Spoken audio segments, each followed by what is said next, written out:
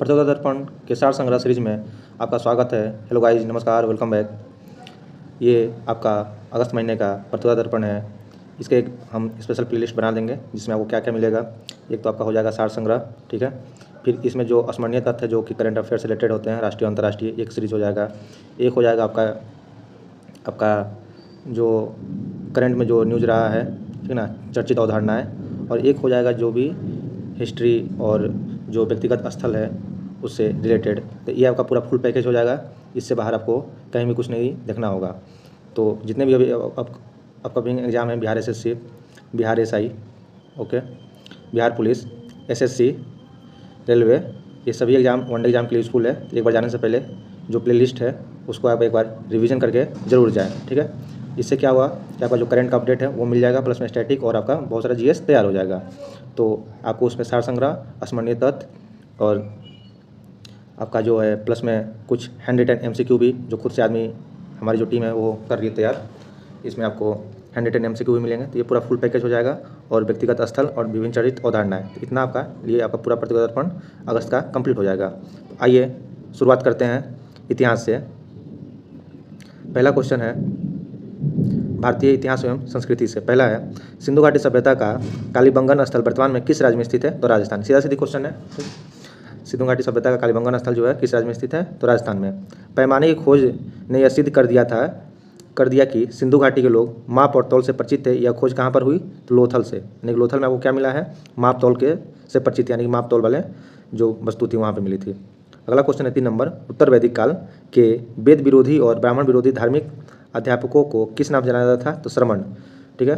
वैदिक काल जो है 2 भागों में है, ठीक है ना। एक है वैदिक काल, एक उत्तर वैदिक काल।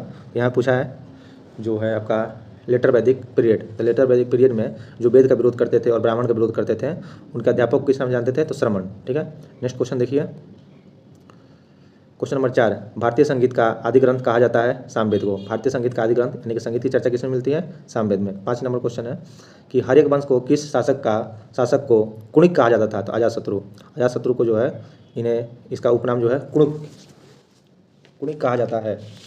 6 नंबर क्वेश्चन है कि जैन धर्म के पहले तीर्थंकर कौन थे? ऋषभदेव, ठीक है। जैन धर्म के पहले तीर्थंकर कौन थे? तो ऋषभदेव। आगे देखिए 7 नंबर क्वेश्चन, वल्लभी में आयोजित द्वितीय जैन सभा की अध्यक्षता किसने की थी? देवश्री क्षमाश्रवण ने। 8 नंबर क्वेश्चन है, नेक्स्ट नंबर क्वेश्चन 8 नंबर कि याज्ञवल्क्य स्मृति के प्रसिद्ध टीकाकार अपराक राजा थे शिलाहार राजवंश के, ठीक है। याज्ञवल्क्य स्मृति के प्रसिद्ध टीकाकार ये आपका जो है अपराक राजा थे, कहाँ से? तो शिलाहार राजवंश के थे। 9 नंबर क्वेश्चन है, वह सुल्तान जिसे उसकी उदारता के कारण लाख बख्श कहा जाता है? कुतुबुद्दीन ऐबक, ठीक है ना। इसे लाख बख्श कहा जाता है। कुतुबुद्दीन ऐबक को लाखों का दान देता था, इसीलिए इसे हातिम द्वितीय भी कहा जाता था। चांद की तरह ये एकदम चमकता था कुतुबुद्दीन ऐबक। 10 नंबर क्वेश्चन है, महात्मा बुद्ध के गृह त्याग, ज्ञान प्राप्ति, सारनाथ में प्रथम उपदेश और मृत्यु की घटना को क्रमशः क्या कहा जाता है? तो ध्यान दीजिए, गृह त्याग को कहते हैं महाविष निष्क्रमण, ठीक है। ज्ञान प्राप्ति को संबोधि, सारनाथ के प्रथम उपदेश को धर्मचक्र परिवर्तन, मृत्यु की घटना को महापरिनिर्वाण। तो ये आपका टर्म है, ये आपको अलग अलग भी पूछता है। आइए नेक्स्ट देखते हैं राष्ट्रीय स्वतंत्रता आंदोलन। इसमें आपको 130 प्रश्न मिलेंगे, 130 प्रश्न। तो ये आपको रिवीजन के लिए काफ़ी फायदेमंद है।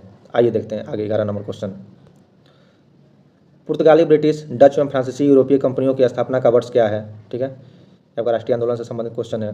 तो पुर्तगाली का हो जाएगा 1498, ब्रिटिश का हो जाएगा 1600, डच का 1602 और यूरोपीय कंपनियों की स्थापना, ठीक है, यहाँ पे देखिए, पुर्तगाली का हो जाएगा 1498, ब्रिटिश का 1600, डच का 1602 और फ्रांसीसी का 1664, ठीक है। तो ये आपको क्रम याद रखना है। पुर्तगाली का हो जाएगा 1498, ठीक है, ब्रिटिश का 1600 ईस्ट इंडिया कंपनी, फिर डच का हो जाएगा 1602, ठीक है, और 1664 हो जाएगा फ्रांसीसी, ठीक है। तो ये आगमन का क्रम है, आप इसे याद कर सकते हैं, पुर्तगाली, ब्रिटिश, डच और फ्रांसीस, ठीक है। आगे देखिए 13 नंबर क्वेश्चन, तृतीय कर्नाटक युद्ध एंग्लो फ्रेंच संघर्ष की समाप्ति किस संधि से हुई थी? पेरिस की संधि से 1763 ईस्वी में, ठीक है। तृतीय कर्नाटक युद्ध एंग्लो फ्रेंच संघर्ष की समाप्ति किस संधि से हुई थी? तो पेरिस की संधि से, ठीक है। आगे देखिए 13 number question, east India company और बंगाल के नवाब के बीच जब प्लासी का युद्ध हुआ तो उस समय मुगल सम्राट कौन था? तो शाह आलम द्वितीय थे, ठीक है। ईस्ट इंडिया कंपनी प्लस में बंगाल के जो नवाब थे, बंगाल के नवाब के बीच जब प्लासी का युद्ध हुआ तो उसमें मुगल सम्राट कौन थे? तो शाह आलम द्वितीय थे, ठीक है। उस समय आपका प्लासी का युद्ध हुआ। 14 नंबर क्वेश्चन आइए, वर्ष 1853 ईस्वी में लॉर्ड डलहौजी ने जो पहली टेलीग्राफ लाइन शुरू की वह किसके बीच थी? कलकत्ता और आगरा के बीच थी। ठीक है, 1853 में लॉर्ड डलहौजी ने जो पहली टेलीग्राफ लाइन जो है कलकत्ता से आगरा के बीच में शुरू किया गया है। ठीक है ना, या फिर आगरा से कोलकाता आप याद रख सकते हैं एक के। ठीक है, आगरा से Kolkata telegraph line. 15 number question है कि ब्रह्म समाज, आदि ब्रह्म समाज, भारतीय ब्रह्म समाज और साधारण ब्रह्म समाज की स्थापना किसने की थी?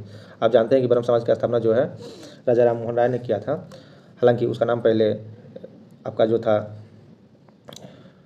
दूसरा नाम था और आगे चल के वो दो भागों में बट गया, आदि ब्रह्म समाज और भारतीय ब्रह्म समाज। ठीक है ना, तो इसका देख लीजिए क्या है आंसर। ब्रह्म समाज की स्थापना जो है राजा राम मोहन राय ने किया। आदि ब्रह्म समाज की जो आगे चल के जब दो भागों में बटा तो देवेंद्रनाथ टैगोर हो गए, फिर भारतीय ब्रह्म समाज के केशव चंद्र सेन हो गए और साधारण ब्रह्म समाज के जो है आनंद मोहन बोस हो गए। ठीक है, ब्रह्म समाज जो था दो भागों में बटा, एक हो गया आपका आदि ब्रह्म समाज, एक हो गया साधारण ब्रह्म समाज जो चल रहा था। फिर आगे चल के जब ये नाम चेंज हुआ तब इसका आनंद मोहन बोस जो हो गए उसके अध्यक्ष हो गए। ठीक है, तो ब्रह्म समाज के हो गए राजा राम मोहन राय, आदि ब्रह्म समाज के हो जाएंगे देवेंद्रनाथ टैगोर और भारतीय ब्रह्म समाज के केशव चंद्र सेन और साधारण ब्रह्म समाज के हो जाएंगे आनंद मोहन बोस। आगे देखिए 16 नंबर क्वेश्चन में, प्रार्थना समाज, सत्यशोधक समाज और रामकृष्ण मिशन की स्थापना किसने की? तो प्रार्थना समाज के आत्माराम पांडुरंग, सत्यशोधक समाज के ज्योतिबा फुले और रामकृष्ण मिशन के स्वामी विवेकानंद। ठीक है, आइए क्वेश्चन नंबर 17 पे, बहुत ही इंपॉर्टेंट ये पॉइंट है जो कि करंट से अपडेट रहता है और बहुत ही उम्दा तरह के प्रश्न है इसमें, तो आप लोग इसको जरूर देखें। 17 नंबर क्वेश्चन, मोपला विद्रोह, पावना विद्रोह, एका आंदोलन और बिरसा मुंडा विद्रोह किस क्षेत्र से संबंधित है? तो देख लीजिए, मोपला आपका केरल में हुआ था। ठीक है ना, मोपला विद्रोह हालांकि 2 बार हुआ था। ठीक है ना, एक बार 1921 में और एक बार कुछ अभी डेट रिकॉल नहीं हो रहा है, उसके पहले है। तो 2 बार हुए थे विद्रोह, मोपला विद्रोह केरल में, पावना विद्रोह बंगाल में, एक आंदोलन बिहार में, एक आंदोलन अवध में, बिरसा मुंडा बिहार में जो कि अभी झारखंड है। ठीक है, आगे देखिए 1857 के विद्रोह के दमन के बाद मुगल बादशाह बहादुर शाह द्वितीय को कहाँ निर्वासित कर दिया गया? तरंगून में।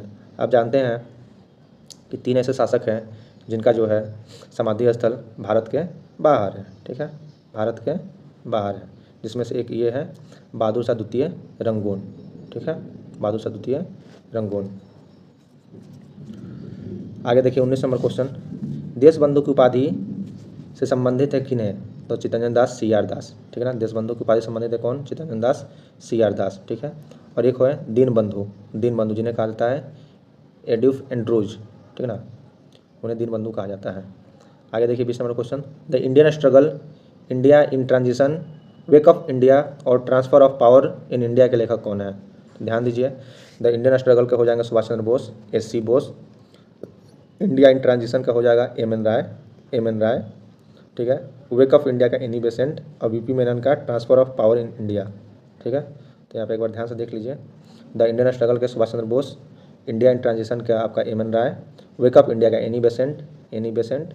ठीक है, और transfer of power VP Menon, ये आपका ब्यूरोक्रेट भी थे। आगे देखिए भारतीय राज्य व्यवस्था और संविधान, तो ये आपके 20 क्वेश्चन इधर और 10 क्वेश्चन यानी 30 क्वेश्चन हो गए भारतीय इतिहास से। क्वेश्चन नंबर 21 भारतीय राज्य व्यवस्था एवं संविधान से संबंधित है। वर्ष 1988 में किस समिति का गठन सिविल सेवा परीक्षा में सुधार के लिए किया गया था? सतीश चंद्रा कमेटी। ठीक है, 22 नंबर क्वेश्चन, 15वां, 38वां, 42वां, 44वां संविधान संशोधन किस वर्ष किए गए थे? 15वां हो गया 1963 में। ठीक है, 38वां हो गया 1975 में, 38वां 1975 में। ठीक है, और 42वां हो जाएगा 1976 में, 76 में, और 44 हो गया 1948 में। हालांकि बहुत सारे जो स्टूडेंट हैं, हालांकि छोटा छोटा चीज़ है, वो बहुत कन्फ्यूजन होता है कि 42 अमेंडमेंट कब हुआ, 44 अमेंडमेंट कब हुआ। तो जब भी आपको कन्फ्यूजन हो तो 44 का 4 + 2 कर दीजिए, लास्ट में 6 ही आएगा। ठीक है, अब 4 + 4 कीजिए तो लास्ट में 8 आएगा, तो इस तरह से आपका कन्फ्यूजन दूर हो जाएगा। ठीक है, तो 42 अमेंडमेंट कब है? तो 1976। ठीक है, 44 अमेंडमेंट कब? 1978। ठीक है, तो ये कॉन्सेप्ट आप बहुत ही छोटा कॉन्सेप्ट है, आप इसको याद रख सकते हैं। और आप जानते हैं कि 42 अमेंडमेंट को मिनी कॉन्स्टिट्यूशन कहा जाता है, छोटा संविधान। 23 नंबर पे आइए, भारत ने 1954 में किस पड़ोसी देश के साथ पंचशील समझौते साइन किए? तो चाइना। 24 नंबर क्वेश्चन, अमेरिकी संविधान, स्विट्जरलैंड संविधान, कनाडा संविधान और भारत का संविधान किस वर्ष हस्ताक्षरित हुआ था? ठीक है, तो ये अच्छा क्वेश्चन है। अमेरिका का संविधान हुआ था 1789, यहाँ पे दिया हुआ है 1789। स्विट्जरलैंड का जो संविधान है 1848, कनाडा का जो संविधान है 1867 और भारतीय संविधान साइन हुआ था 1949 में, 26 नवंबर 1949 को। 25 नंबर आइए, केंद्रीय सतर्कता आयोग का गठन किस वर्ष किया गया था? 1964 में। 1964 में केंद्रीय सतर्कता आयोग का गठन किया गया था और ये एक संवैधानिक संस्था है? नहीं है। आगे देखिए 26 नंबर, हरियाणा, उत्तराखंड, झारखंड और तेलंगाना राज्यों की स्थापना कब हुई थी? तो ये आपका क्रम सजाने के लिए एग्जाम में देता है कि आप इसे डिसेंडिंग या फिर असेंडिंग ऑर्डर में सजाएं। तो हरियाणा का स्थापना हो जाएगा 1966 में, उत्तराखंड का स्थापना 9 नवंबर 2000, ठीक है। तेलंगाना का स्थापना हो जाएगा यहाँ पे झारखंड है, झारखंड का हो जाएगा 15 नवंबर 2000 और हो जाएगा तेलंगाना का स्थापना 2014, ठीक ना, 2014। आगे देखिए जून में स्थापना हुआ था तेलंगाना का। 27 नंबर क्वेश्चन, किस देश में संसदीय संप्रभुता का सिद्धांत लागू है? तो ब्रिटेन में, ठीक है। 28 नंबर क्वेश्चन, 42वें संविधान संशोधन अधिनियम 1940 द्वारा प्रस्तावना में किन शब्दों को जोड़ा गया है? तो धर्मनिरपेक्ष, समाजवादी और अखंडता, इसे जोड़ा गया है, ठीक है। यहाँ पे आप देख सकते हैं कि संसदीय संप्रभुता का सिद्धांत लागू है तो ब्रिटेन में, यानी कि जो पार्लियामेंट कानून वहाँ पर बना देता है, ठीक है ना, जो भी वहाँ पर पार्लियामेंट में रूल बन जाते हैं उसे जो है वहाँ का जो सुप्रीम कोर्ट है उसे जुडिशियल रिव्यू यानी कि रिव्यू नहीं कर सकता है, यानी कि वहाँ पार्लियामेंट ही सर्वोच्च है, ठीक है। लेकिन भारत में क्या है, भारत में कानून बनने के बाद भी आपके सुप्रीम कोर्ट में जुडिशियल रिव्यू होते हैं और बहुत सारे कानून रद्द हो जाते हैं। जिस तरह से आप देखेंगे 99 जो कॉन्स्टिट्यूशनल अमेंडमेंट था NJAC का, ठीक है ना, राष्ट्रीय न्यायिक जांच आयोग का, उसे सुप्रीम कोर्ट ने रद्द कर दिया और बोला कि ये गैर संवैधानिक है, ठीक है। तो भारत में जो है कानून व्यवस्था में संसदीय संप्रभुता लागू नहीं है, यानी कि यहाँ पे जुडिशियल रिव्यू संभव है और संभव क्या होता ही है। आगे देखिए 29 नंबर क्वेश्चन, भारत की संसदीय व्यवस्था किस देश की व्यवस्था से अधिक समानता रखती है? तो ब्रिटेन से। 30 नंबर क्वेश्चन जो है, किस संविधान संशोधन अधिनियम द्वारा भारतीय संविधान में पहली 9वीं अनुसूची जोड़ी गई? तो पहला, ठीक है, पहला जो संविधान संशोधन हुआ उसमें 9वीं अनुसूची जोड़ी गई, ठीक है ना। फिर आपका जो है चूँकि 8 अनुसूची पहले से ही था, फिर 10वीं अनुसूची जोड़ी गई, फिर 11वीं, फिर 12वीं। 10वीं अनुसूची आप जानते हैं एंटी डिफेक्शन से है, 11वीं 12वीं जोड़ी गई, ठीक है ना, आपका पंचायती राज और आपका न्यायपालिका से। अब आइए आगे देखिए यहाँ पे पर्यावरण और विविधता, चूँकि अभी पर्यावरण और विविधता पे जो एग्ज़ाम सेटर हैं उनका जोर ज़्यादा है ताकि आप अपडेट रहें, तो इसलिए देखिए क्वेश्चन नंबर 31 से, केंद्र सरकार को पर्यावरण की गुणवत्ता के संरक्षण और सुधार करने, सभी स्रोतों के होने वाले प्रदूषण को नियंत्रण करने और कम करने हेतु अधिकृत करता है? तो पर्यावरण संरक्षण अधिनियम 1986। आइए 32 नंबर क्वेश्चन, 32 नंबर क्वेश्चन पे आ जाइए। केंद्रीय प्रदूषण नियंत्रण बोर्ड CPCB ने भारत के आवासीय स्थलों में ध्वनि का स्तर को निर्धारित किया है कितना? जहाँ पे रेसिडेंशियल जो इलाका है आवासीय स्थल है, ठीक है ना, जैसे आपका स्कूल में भी बहुत सारे आवासीय विद्यालय होते हैं, तो 55 डेसिबल दिन में और 45 डेसिबल रात में। तो ये आपको ध्यान रखना है, 55 डे में है और 45 नाइट में है, ठीक है। आगे देखिए 33 नंबर क्वेश्चन, किस अधिनियम द्वारा ध्वनि प्रदूषण और उसके स्रोत को परिभाषित एवं विनियमित किया जाता है? तो ध्वनि प्रदूषण विनियमन नियंत्रण नियम 2000, ये 2000 में पास हुआ था। लंबे समय तक डैश के संपर्क में आने पर ब्लैक फुट रोग होता है, इसके कारण डायरिया, फेफड़ा और त्वचा का कैंसर भी हो सकता है। तो आर्सेनिक, ठीक है ना, आर्सेनिक के से आप संपर्क में आएंगे तो आपका जो है ब्लैक फुट रोग होता है, इससे कारण डायरिया, फेफड़ा और त्वचा कैंसर भी हो सकता है, ठीक है। मरकरी से आप जानते हैं कि मिनी माटा रोग होता है। आगे देखिए पेयजल में किसकी अधिकता के कारण ब्लू बेबी सिंड्रोम होता है? तो नाइट्रेट, ये फेमस क्वेश्चन है, ये भी फेमस क्वेश्चन है। वियना जो आपका एक्ट था 1985 और मॉन्ट्रियल प्रोटोकॉल 1987, ठीक है। मॉन्ट्रियल प्रोटोकॉल 1987 किससे संरक्षण से संबंधित है? तो ओजोन लेयर से। तो ये क्वेश्चन भी आपको यहाँ से निकल के आएगा कि मॉन्ट्रियल प्रोटोकॉल क्या है? तो 1987 में हुआ था, ओजोन से संरक्षण से संबंधित है। और वियना प्रोटोकॉल इसको बोलिए, या फिर वियना अभी समय या आपका जो 1985 में ये आया था प्रोटोकॉल, ठीक है। 85 और 87 ध्यान रखना है। आगे देखिए नवीकरणीय ऊर्जा स्रोतों के प्रमुख उदाहरण कौन कौन सा है? जो कि आपका रिन्यूएबल एनर्जी है, तो ये आपका हो जाएगा विंड एनर्जी, सोलर एनर्जी, भूतापीय जीव हो गया, ज्वारीय हो जाएगा, आपका हाइड्रो इलेक्ट्रिक एनर्जी, जल विद्युत ऊर्जा। 38 नंबर क्वेश्चन देखिए, अंतर्राष्ट्रीय सौर गठबंधन ISA, ठीक है, को UNFCCC के COP21 के दौरान वर्ष 2015 में भारत ने किस देश के सहयोग से प्रारंभ किया था? फ्रांस से। और इसके बाद आप जानते हैं कि फ्रांस के जो प्रेसिडेंट थे उस समय और नरेंद्र मोदी भारत के प्राइम मिनिस्टर, इन दोनों को champion of the earth award मिला था, champion of the earth award मिला था, ठीक है, अर्थ अवार्ड मिला था उस समय। 39 नंबर क्वेश्चन, जलवायु परिवर्तन के संबंध में कार्बन डाइऑक्साइड सिद्धांत को किसने प्रतिपादित किया? तो TC चैम्बरलेन, ठीक है ना। आप जब भी CO2 का धुआं आप जब भी अपने मुंह में लेंगे, यानी कि आपके जो चैम्बर में जाएगा, तो उससे आपको बहुत ज़्यादा तकलीफ होगी, आप सांस नहीं ले पाइएगा, ठीक है। तो आप इस तरह से कनेक्ट कर सकते हैं कि CO2 का प्रतिपादन किसने किया था? तो चैम्बरलेन ने। 40 नंबर क्वेश्चन, संयुक्त राष्ट्र पर्यावरण कार्यक्रम UNEP जिसका हेडक्वार्टर कहाँ पे है, नैरोबी में है, वर्ष 1972 में स्थापना हुई थी। अब आइए भारत एवं विश्व का भूगोल, यहाँ से हम लोग देखते हैं, ये भी बहुत ही इंपॉर्टेंट सेक्शन है। 41 नंबर क्वेश्चन से 41 नंबर, कौन सा शब्द एक तरंग के गर्त में श्रृंग के बीच की दूरी के लिए प्रयुक्त होता है, तो ये होता है तरंग ऊंचाई, ठीक है ना। ये जो रेंज बनता है इस तरह से, तो ये आपका हो जाता है श्रृंग और ये हो जाता है गर्त, तो इसको बोलते हैं तरंग ऊंचाई। आगे देखिए 42 नंबर क्वेश्चन, भारत में रैली फॉर वैली कार्यक्रम का आयोजन किस समस्या के समाधान हेतु किया गया था, तो विस्थापित व्यक्तियों के पुनर्वास के लिए, जो लोग को एक जगह से दूसरी जगह पे जगह देना होता है, पुनर्वास करना होता है, जो लोग विस्थापित हो गए हैं, तो रैली फॉर वैली जो समस्या है इसी समाधान के लिए किया गया था।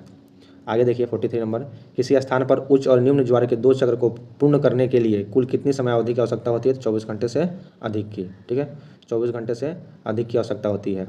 किसी स्थान पर उच्च और निम्न ज्वार के 2 चक्र को पूर्ण करने के लिए कुल कितनी समय अवधि चाहिए, तो 24 घंटे की अवधि चाहिए, यहाँ पे ध्यान रखना है आपको, ठीक है।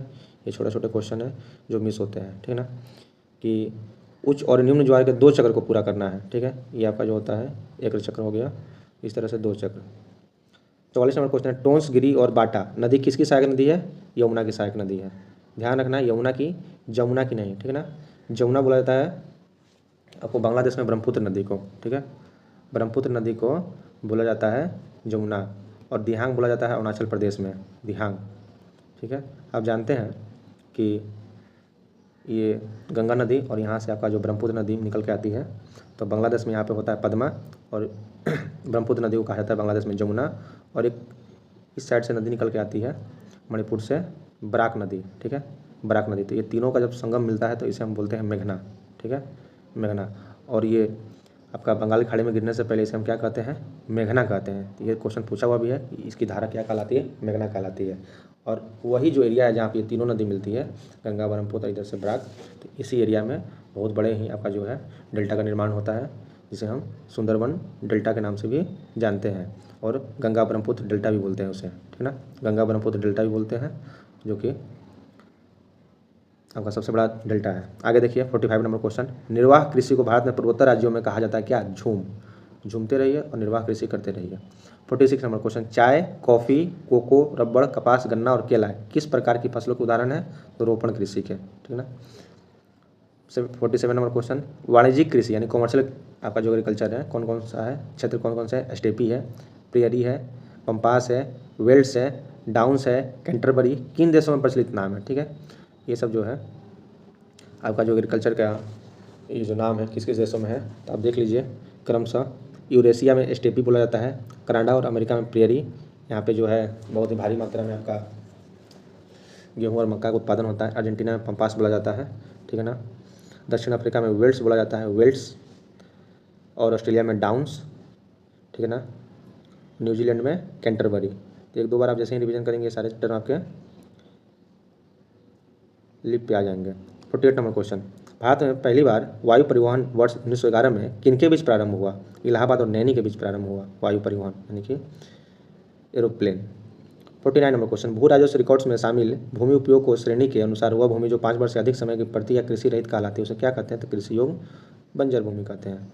अब आइए 50 नंबर क्वेश्चन पे, 50 नंबर क्वेश्चन पे आ जाइए, चावल, कपास, बाजरा, मक्का, ज्वार और अरहर किस प्रकार की फसलों का उदाहरण है, तो खरीफ फसल का उदाहरण है। इसकी अवधि क्या होती है, जून से सितंबर। तो ध्यान दे लीजिए, चावल, कपास, बाजरा, मक्का, ज्वार और अरहर, अरहर किस प्रकार की फसलों की उदाहरण है, तो खरीफ। अरहर का उत्पादन सबसे ज़्यादा कहाँ पे होता है, तो महाराष्ट्र में होता है, महाराष्ट्र में। चावल का उत्पादन, तो चावल से 2 क्वेश्चन है कि सबसे ज़्यादा उत्पादकता कहाँ पे है और उत्पादन कहाँ पे है, ठीक है। तो उत्पादकता जो है, प्रोडक्टिविटी जो है सबसे ज़्यादा पंजाब में है, और आपको उत्पादन जो है सबसे ज़्यादा जो है वेस्ट बंगाल में है। आगे आ जाइए, छिपी हुई भारतीय अर्थव्यवस्था, इकोनॉमिक्स सेक्शन के बिना आजकल सेटर मान ही नहीं रहे हैं, तो इसे भी ध्यान रखना बेहद जरूरी है। 51 नंबर क्वेश्चन आइए, छिपी हुई या अदृश्य बेरोजगारी दर में सीमांत भौतिक उत्पादकता कितनी होती है, 0 होती है। सीमांत को बोलते हैं मार्जिनल, इंग्लिश में मार्जिनल फिजिकल प्रोडक्टिविटी, MPC, ठीक है ना। मार्जिनल आपका जो है सीमांत भौतिक उत्पादकता, यानी कि जब भी ग्रामीण क्षेत्र में अगर इतने एरिया में अगर 2 लोग खेती कर सकते हैं, अगर यहाँ पे 3 और 4 लोग खेती करेंगे तो वहाँ पे क्या होगा कि 1 लोग का जो है उत्पादन वहाँ पे कम हो जाएगा। यानी कि यहाँ पे ज़रूरत नहीं था तीसरे व्यक्ति की, यानी 2 लोग ही सफिशिएंट थे, यानी तीसरा व्यक्ति जो है छिपी हुई बेरोजगारी का उदाहरण हो जाता है। ठीक है, अदृश्य बेरोजगारी बोलते हैं। राष्ट्रीय ग्रामीण विकास संस्थान कहाँ पे स्थित है? ये फेमस क्वेश्चन है हैदराबाद का, इसे तो VVI आप याद कर लीजिए किसी भी एग्जाम के लिए। महबूब उल हक, जिन्हें मानव विकास सूचकांक HDI का जनक कहा जाता है, ह्यूमन डेवलपमेंट इंडेक्स का सूत्रधार माना जाता है, इस किससे संबंधित है? पाकिस्तान से। महबूब उल हक और अमृत सेन दोनों ने मिलकर HDI का निर्माण किया, इनका योगदान है। 54 नंबर क्वेश्चन, मानव विकास सूचकांक में कौन कौन से इंडेक्स होते हैं? तो साक्षरता दर, लिटरेसी रेट, जन्म के समय जीवन प्रत्याशा दर के साथ सम्मिलित होता क्या? तो $, के प्रति व्यक्ति राष्ट्रीय आय। यानी HDI में हम 3 चीज़ का मापन करते हैं, किसका किसका? एक तो हो गया आपको एजुकेशन, ध्यान रखिए, यानी साक्षरता दर। फिर आप याद रखिए जन्म के समय जीवन प्रत्याशा, यानी आपका कितना जो है जीवन प्रत्याशा है। फिर उसके बाद है $, में प्रति व्यक्ति राष्ट्रीय आय। क्या ये डॉलर रुपया में है? नहीं। क्या ये डॉलर पाउंड में है? नहीं। तो किस में है? $, में। ये भी ध्यान रखना है आपको, यानी कि इनकम। 1949 में गठित राष्ट्रीय आय समिति का अध्यक्ष कौन है? PC महालोबिस। PC महालोबिस। 56 नंबर क्वेश्चन, मुद्रा स्वयं मुद्रा का निर्माण करते हैं, यह परिभाषा किसने दिया है? क्रोमर ने दिया है। ठीक है ना, क्रोमर ने दिया है कि मुद्रा जो है स्वयं मुद्रा निर्माण करती है, परिभाषा किसने दिया है? क्रोमर ने दिया है। यानी कि मार्केट में आप 100 रुपये लगाइए, ये खुद ही 100 रुपये का उत्पादन कर लेगी। ठीक है। हार्ड करेंसी से क्या तात्पर्य है? करेंसी के भी बहुत सारे टाइप है, हार्ड करेंसी है, सॉफ्ट करेंसी है। ठीक है ना, वह मुद्रा जिसकी आपूर्ति मांग की अपेक्षा कम हो। ठीक है ना, इसे हम क्या बोलते हैं? हार्ड करेंसी बोलते हैं। यानी कि डिमांड और सप्लाई का गेम है। वह मुद्रा जिसकी जो आपूर्ति है, यानी कि जो सप्लाई है, मांग की अपेक्षा कम हो, यानी कि डिमांड ज़्यादा है और सप्लाई कम है। ठीक है, डिमांड ज़्यादा है और सप्लाई कम है, तो इसे हम क्या बोलेंगे? हार्ड करेंसी बोलेंगे। ठीक है ना, आप डॉलर को एग्जाम्पल में समझ सकते हैं।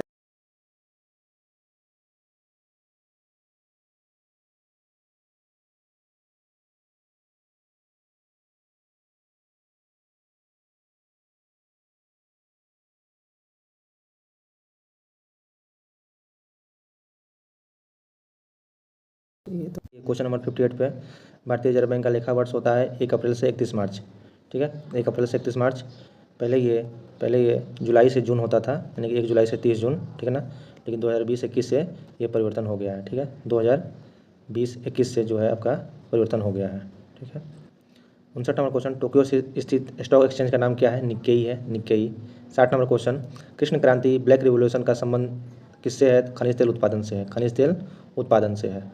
आगे देखिए, समान विज्ञान एवं तकनीकी, समान विज्ञान एवं तकनीकी। विज्ञान में खोजों के अकस्मात ही हो जाने की घटना को क्या कहा जाता है? तो इसे कहा जाता है सेरेंडिपिटी। ठीक है। आगे देखिए 62 नंबर क्वेश्चन, 62 नंबर, एग्रोस्टोलॉजी के अंतर्गत किसका अध्ययन किया जाता है? तो ग्रास का। 63 नंबर क्वेश्चन, लेजर किरणों द्वारा किसी वस्तु का त्रिविमीय चित्र प्राप्त करने का तकनीक कहा जाता है क्या? तो होलोग्राफी कहा जाता है, होलोग्राफी कहा जाता है, इसे होलोग्राफी कहा जाता है। आगे देखिए 64 नंबर क्वेश्चन, जड़त्व का नियम, गति के समीकरण और दूरदर्शी के निर्माण से संबंधित वैज्ञानिक हैं, गैलीलियो हैं।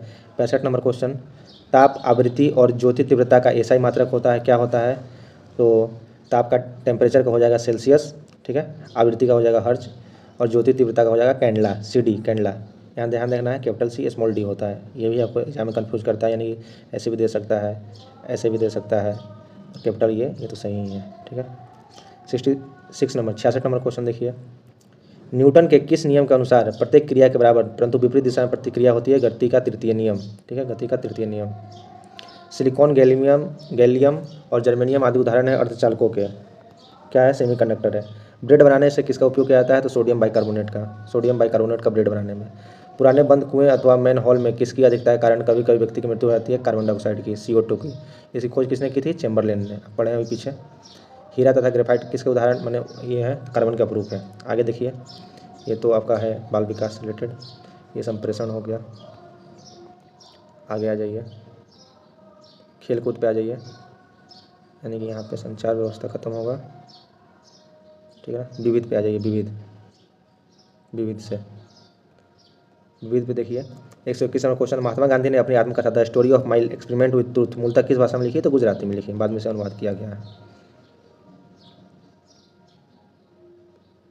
91 नंबर क्वेश्चन देख लीजिए खेलकूद से, कनाडा, अमेरिका, भारत और जापान का राष्ट्रीय खेल क्या है? तो कनाडा देखिए मैप में सबसे ऊपर है, तो इसका है आइस हॉकी। ठीक है, आइस हॉकी। फिर उसके जस्ट बगल में अमेरिका है, अमेरिका का बेसबॉल, ये तो फेमस क्वेश्चन है। और भारत का आप जानते ही हॉकी है। इस बार भारतीय ओलंपिक में हॉकी ने पुरुष टीम ने काफ़ी सराहनीय प्रदर्शन किया है, ब्राउन मेडल ला कर। ठीक है, और आगे है जापान का राष्ट्रीय खेल क्या है? तो जूडो। ठीक है, वॉलीबॉल की प्रत्येक टीम में कितने खिलाड़ी होते हैं? तो 6 होते हैं, इसमें स्मैश भी होता है। 93 नंबर क्वेश्चन, भारतीय क्रिकेट हॉकी खिलाड़ी का जादूगर किसे कहा जाता है? मेजर ध्यानचंद को कहा जाता है। 94 नंबर, गोल्फ के प्रसिद्ध खिलाड़ी टाइगर वुड्स किस देश से संबंधित है? संयुक्त राज्य अमेरिका से हैं। और मिल्खा सिंह का संबंध किससे है? मिल्खा सिंह का संबंध है आपका एथलीट, यानी कि जो आपका 400 मीटर के धावक थे। इनके बेटे हैं जीव मिल्खा सिंह। ठीक है, ध्यान देना है कि इनके बेटे हैं जीव मिल्खा सिंह। ठीक है ना, जीव मिल्खा सिंह। इनका संबंध किससे है? तो ये भी गोल्फ खेलते हैं। ठीक है, आगे देखिए, साइकिलिंग का खेल परिसर क्या कहलाता है? इसका परिसर कहलाता है वेलोड्रोम। ठीक है, क्रिकेट में भूमि से स्टंप की ऊंचाई कितनी होती है? 38। क्रिकेट में भूमि से स्टंप की ऊंचाई कितनी होती है? 38 इंच। आगे देखिए, लंदन स्थित ब्लैक हीथ स्टेडियम का संबंध किससे है? रग्बी फुटबॉल से। पूछ सकता है आपसे क्वेश्चन ऐसे भी कि ब्लैक हीथ स्टेडियम का संबंध कहाँ, किस देश में है? तो लंदन में। संतोष ट्रॉफी किसके संबंधित है? भारतीय घरेलू प्रतियोगिता है तो फुटबॉल से। थर्ड आई खेल संबंधित है किससे? क्रिकेट से। ठीक है ना, थर्ड आई DRS। प्रसिद्ध भारतीय महिला एथलीट PT उषा की आत्मकथा का नाम क्या है? Golden girl. ये भी भारतीय ओलंपिक कमेटी की अध्यक्ष है भारत में। कृषि से देखिए, एग्रीकल्चर। लवणीय मृदा में कौन से लवण घुले होते हैं? तो calcium sulphate, magnesium sulphate, calcium chloride, calcium carbonate. ठीक है, 102 नंबर क्वेश्चन, दलहनी फसलों की जड़ों में पाई जाने वाली गांठों ग्रंथियों में गुलाबी रंग पैदा होता है, तो किससे पैदा होता है? ये पैदा होता है लेग हीमोग्लोबिन की उपस्थिति से। आगे देखिए, क्वेश्चन नंबर 103, राजेंद्र 5 किस फसल किस्म है? तो शकरकंद की है। ध्यान रखना, राजेंद्र 5 किससे है? शकरकंद से है। कपास की खेती के लिए सर्वाधिक उपयोगी मृदा होती है काली या रेगुर मृदा। ठीक है, राइजोबियम फेसियोलाई जीवाणु किस फसल समूह की फसलों की जड़ों में पाया जाता है? तो मटर, अरहर और चना। ठीक है, मटर, अरहर और चना। आगे देखिए, राष्ट्रीय सोयाबीन अनुसंधान केंद्र कहाँ स्थित है? तो इंदौर, मध्य प्रदेश में सोयाबीन है। आगे को 7 नंबर क्वेश्चन, पीट मृदा किस प्रकार की होती है? तो अम्लीय होती है। धान में खैरा रोग किसकी कमी कारण होता है? तो जिंक की कमी कारण होता है। आम, बेर, अमरूद और संतरा आदि किससे उदाहरण है? तो ये ट्रू फ्रूट्स है। ठीक है, ट्रू फ्रूट्स और फॉल्स फ्रूट, 2 तरह के फ्रूट्स को डिवाइड किया गया है। मिर्च में फल गलन किस कारण होता है?